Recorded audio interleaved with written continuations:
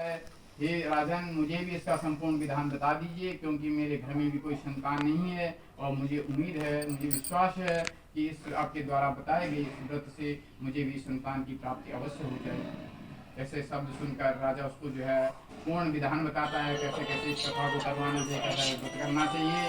उसके बाद जो है वह व्यापारी अपने घर चला जाता है। उसके घर पर जो है उसकी पत्नी है, जिसका नाम जो है लीलावती है। अपनी लीलावती से कहता है, ही प्रिया, मैंने एक ऐसे व्रत के बारे में सुना है जिससे संतान की प्राप्ति हो जाती है, लेकिन हम उस व्रत को तब करेंगे जब हमारे घर में संतान होगी। क्योंकि बढ़िया आदमी था, बेचारा लालची है, सोचता है बाद में ही कराऊंगा, भरोसा नहीं होता भी कि नहीं होता है इसको करवाने से। और जो है उसके बाद जो है अपनी पत्नी को ऐसा शब्द कहकर जो है व्यापार करने के लिए निकल पड़ता है। कुछ समय बाद जो है भगवान श्री सत्यनारायण की कृपा से, भगवान के आशीर्वाद से उसकी पत्नी लीलावती जो है गर्भवती हो जाती है और 10वें महीने में एक सुंदर सी कन्या को जन्म दे देती है, जिस कन्या का नाम उन्होंने कलावती रखा। और तब जो है उस लीलावती ने अपने पति को याद दिलाया कि आपने जो है संकल्प किया था कि जब हमारे घर में संतान होगी तब हम भगवान सत्यनारायण की कथा करवाएंगे। लेकिन जो है व्यापारी लालची ठहरा, बोला यार अभी खर्च हो जाएगा, जब इसकी शादी करेंगे इसके साथ तभी जो है कथा करवा देंगे। और जो है ऐसा कहकर वह व्यापार करने के लिए विदेश चला गया। लंबे समय बाद जब घर लौटा तो देखा कि उसकी पुत्री तो बहुत जवान हो चुकी है, विवाह योग्य हो चुकी है। उसको उसके विवाह की चिंता होने लगी। एक दूत को बुलाया और कहा कि मेरी पुत्री के लिए एक अच्छा सा जो है सुयोग्य वर देख कर ले आओ। तब दूत जाता है कंचन नगर और कंचन नगर से ढूंढ करके जो है एक सुंदर सा बड़ी पुत्र ले आता है। उस बड़ी पुत्र के साथ जो है वह व्यापारी अपनी पुत्री का विवाह कर देता है। लेकिन दुर्भाग्य रहता है कि विवाह के समय में भी भगवान सत्यनारायण की कथा करवाना भूल गया और उससे भगवान कुपित हो जाते हैं, उस पर भगवान रुष्ट हो जाते हैं और भगवान उसको जो है दारुण्य दुख का जो है श्राप दे देते हैं कि जा तुझे दारुण्य दुख प्राप्त हो, कठिन घोर दुख प्राप्त हो। और उसके बाद जो है वह व्यापारी अपने दामाद से जो है व्यापार करने के लिए निकल पड़ता है और जो है रत्न सागरपुर जाता है।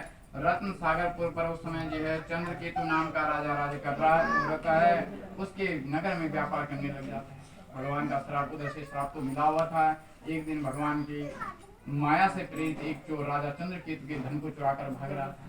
अपने पीछे राजदूतों को आते हुए देखकर उसने जो है राजा के धन को चोर ने नाव में रख दिया, जहाँ पर जो है वह व्यापारी और उसका दामाद रुका हुआ था और चोर वहाँ से भाग गया।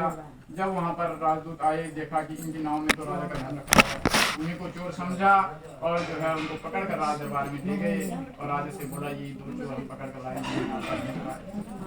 राजा ने बिना सोचे समझे उनको आज्ञा दे दी अपने सैनिकों को, जाओ उनको जेल में डाल दो। कठोर कारावास की उनकी सजा हो गई और जो है उसके घर पर उसकी पत्नी और उसकी पुत्री भी दुखी होने लगी। घर में जो है जो भी धन संपदा थे उनके घर में चोरी हो गई, सब चोर चुरा कर ले गए। घर में इतने बुरे दिन आ गए कि भूख प्यास से जो है लाले पड़ने लग गए। तब जो है एक दिन जो है कलावती जो उसकी पुत्री थी अपने पड़ोस के घर में जाती है और भूख प्यास की व्याकुल होकर जो है भोजन की आस में कि कुछ खाना मिल जाए। पड़ोस के घर में देखती है कि भगवान नारायण की कथा हो रही, वहाँ पर कथा सुनती है। उसके बाद भगवान का चरणामृत प्रसाद लेती है और भोजन करने के बाद अपने घर आती है। तब उसकी माता लीलावती कहती है कि हे पुत्री, तू इतनी देर तक कहाँ थी, मैं तो तेरे लिए चिंतित हो रही थी। तब कलावती बोलती है, माता मैंने पड़ोस के घर में जो है भगवान सत्यनारायण की कथा सुनी है, मेरी भी इच्छा है कि हम अपने घर में भगवान सत्यनारायण की कथा करवा दें, लेकिन करवाएं कहाँ से, घर में तो फूटी कौड़ी भी नहीं है। तब उसकी माता सोचती है कि भगवान के कार्यों में कभी भी विलम्ब नहीं करना चाहिए, चाहे अपने पास हो न हो, इधर उधर की व्यवस्था की जाए, लेकिन भगवान के कार्यों को जो है पूर्ण करना चाहिए। और वह अपने बंधु बांधवों से कुछ पैसा उधार लाकर लाती है और भगवान श्री सत्यनारायण की कथा अपने घर पर करवा देती है और भगवान से वर मांगती है, हे भगवान, मेरे पति और मेरे दामाद को अति शीघ्र जो है घर ले आओ और जो है अगर हमसे कोई भूल हुई हो उस भूल को माफ कर दो। भगवान भी उसकी कथा से प्रसन्न हो जाते हैं, उसके व्रत से प्रसन्न हो जाते हैं और उसको मनोवांछित फल का वरदान दे देते हैं। और वहाँ जो है चंद्रकेतु राजा को स्वप्न में दर्शन देकर कहते हैं भगवान नारायण, ये चंद्रकेतु जो आपने दो व्यापारी बंधु कैदी बना रखे हैं वह निर्दोष है, उनकी कोई गलती नहीं है, प्रातः काल आप उनको छोड़ दो, अन्यथा आपने उनको नहीं छोड़ा तो मैं जो हूँ आपका राज धन संपदा पुत्र पौत्र आदि सब नष्ट कर दूंगा। राजा भी घबरा गया, आज तक कोई ऐसा स्वप्न आया नहीं, आज क्यों हो गया ऐसा। राजा ने जो है राजा ने जो है सुबह उठकर अपने दरबार में आया और अपने दरबार में अपने दरबारियों को स्वप्न सुनाया और अपने सैनिकों को आज्ञा दी कि जाओ जो है उन दोनों को जो है कैद से मुक्त करके जो इस दरबार में ले आओ।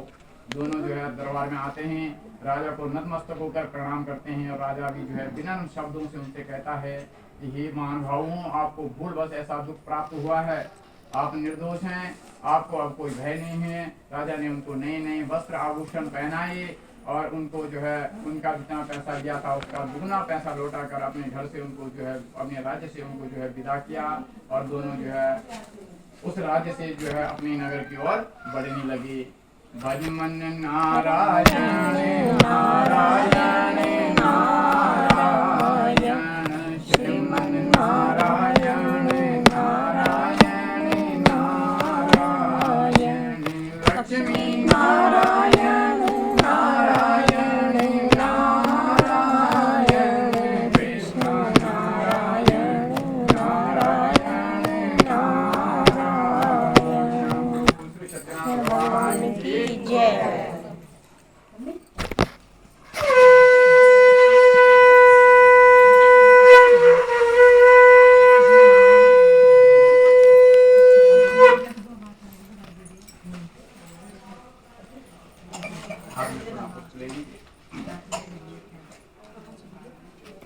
आगे जो है सूर्य जी कह रहे हैं, यात्रा तुम कृतवानम साधुर्मंगलान पूर्विकाम ब्राह्मणेभ्यो धनं दत्त्वा तदा तु नगरं येहु केदं दूरे गते साधु सत्यनारायण प्रभु जिज्ञासं कृतवान् साधु किस्मस्ति तव नोस्थितं ततो महाजनो मत्तो धेल्या च प्रहस्य वे कथं रक्ष्यामि भोदण्डिना मुद्रा नेतु किमर्चसि लतापत्रादिकं चैव व्रतपीतरणो मम निष्ठुरं च वचः श्रुत्वा सत्यं भवतु ते वचः एवमुक्ता गता शीघ्रं दण्डितस्य समीपतः यदं दूरे ततो गत्वा स्थिता सिन्धु समीपतः। उसके बाद क्या होता है, सूत जी कह रहे हैं कि भगवान ने भी चाहा कि अब यहाँ से तो आज़ाद कर दिया इसको, लेकिन इसके मन में अभी भी छल कपट तो नहीं है, इसकी एक बार परीक्षा ली जाए। और जो है भगवान ने दंडी वेश बनाया और उस जो है व्यापारी साधु के पास जाकर जो है दंडी वेश में भगवान ने कहा कि हे साधु, ये व्यापारी तेरी जो है इस नाव में क्या रखा हुआ है। अभिमानी बने हंसता हुआ बोला, हे महाराज, आप ऐसा क्यों पूछ रहे हैं? क्या आपको कोई धन लेने की कामना है? मेरे नाव में तो बेल और पत्ते भरे हुए हैं। ऐसे वचन जब उसने जो है दंडी भगवान से कहा तो दंडी भगवान जो उसने कहा तथास्तु, जाओ आपका वचन सत्य हो, जो आप कह रहे हैं ऐसा ही हो। और इस प्रकार दंडी भगवान जो है समुद्र के तट पर दूर जाकर बैठ गए और जो है नित्य क्रिया से निवृत्त होने के बाद जब जो है वह व्यापारी जो है अपनी नाव पर आया तो उसने देखा कि मेरी नाव में वास्तव में बेल और पत्ते की भरी हुई है। वहीं पर मूर्छित होकर जमीन पर गिर पड़ा कि मेरी नाव में तो धन संपदा रखी हुई थी, वो कहाँ गायब हो गई। और जो है शोक करने लगा, रोने चिल्लाने लगा, हे प्रभु, मेरे से क्या हो गया ऐसा जो मेरी नाव खाली हो गई। तब उसके दामाद ने कहा कि हो सकता है कि आपने असत्य वचन जो है दंडी भगवान से कहे थे, उन्होंने हमें श्राप दे दिया। अब वही हमारे दुखों का अंत कर सकते हैं, हमें उन्हीं के पास चलना चाहिए। और तत्पश्चात वह व्यापारी अपने दामाद से ही दंडी भगवान के पास जाता है, क्षमा याचना करता है, बोलता है प्रभु, मेरे से भूल हो गई है जो मैंने आपसे असत्य वचन कहा। तब दंडी भगवान कह रहे हैं कि आपको मेरी ही आज्ञा से बार बार दुख प्राप्त हो रहा है। आपने जितनी बार भी जो है संकल्प किया है उतनी बार आप जो है अपने संकल्प से पीछे हटे हैं, इसीलिए जो है आपके साथ ऐसा हुआ है। अगर आप जो है श्रद्धा पूर्वक संकल्प के साथ मेरा पूजन कर लेते तो आपके साथ ऐसा नहीं होता। तब जो है वह व्यापारी कहता है, ये भगवान, आपकी माया को तो ब्रह्मा आदि देवता भी नहीं जान सकते, तब मैं मूर्ख भला कैसे जान सकता हूँ। आप प्रसन्न होइए और मैं जो हूँ यथाशक्ति आपका पूजन करूँगा।